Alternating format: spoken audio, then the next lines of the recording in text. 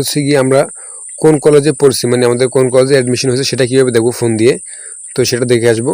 আরেকটু হচ্ছে গিয়ে আমরা তো মানে অনেকগুলো কলেজ চয়েস দিতে, যেমন আমাদের আবেদন সাবমিট করার জন্য সর্বনিম্ন আমাদের 5টি কলেজ দিতে হয়েছে।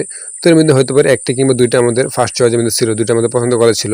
তো এখন সেই 2টার ভিতরে আমাদের পছন্দ তালিকায় যে 2টা কলেজ আছে সেই 2টার মধ্যে একটাতে যদি আমাদের অ্যাডমিশন না হয় সেক্ষেত্রে আমরা কি করব।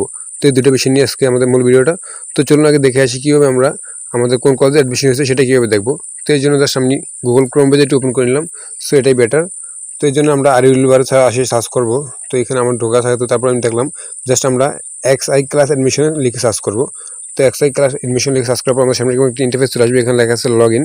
তো আমি জাস্ট লগ ইনে ক্লিক করে দিলাম। তো লগ ইনে ক্লিক করার পর এখানে ইউজার আইডি, তো ইউজার আইডি কিন্তু অলরেডি আমাদের ফোনে একবার দেওয়া হয়েছে। বর্তমানে রিসেন্টলি আমাদের সবার ফোনে একটি করে মেসেজ দিয়ে ইউজার আইডি দেওয়া হয়েছে। দেন হচ্ছে আপনি যদি সেটা না পান সেক্ষেত্রে আপনি যখন অ্যাকাউন্ট ক্রিয়েট করেছিলেন, যখন অ্যাপ্লাই করেছিলেন, তখন কিন্তু আপনার ফোনে যে নাম্বারটা দিয়েছেন সেই নাম্বারে একটি SMS দিচ্ছে, সেই SMS ইউজার আইডি এর পাসওয়ার্ড দেওয়া হয়েছে, আপনি সেটা দিলেও হবে, দুটোটা একই। তো আমি জাস্ট ইউজার আইডি পাসওয়ার্ডটা বসা দিচ্ছি। তো ইউজার আইডি পাসওয়ার্ড বসানো হয়ে গেলে আমরা লগ ইনে ক্লিক করে দেব। তো আমি ইউজার আইডির পাসওয়ার্ড দেওয়ার পর আমাকে নিয়ে আসছে এরকম একটি পেজে, একাদশ শ্রেণী স্মার্ট ভর্তি সিস্টেম, আবেদনকারী প্রোফাইল, স্বাগতম বাবু মিয়া, ইউর স্ট্যাটাস সিলেক্টেড। তো আবেদনকারী ব্যক্তিগত তথ্য নিচে দেওয়া আছে, তো এগুলো বাদ দিয়ে আমরা জাস্ট স্কিপ করব।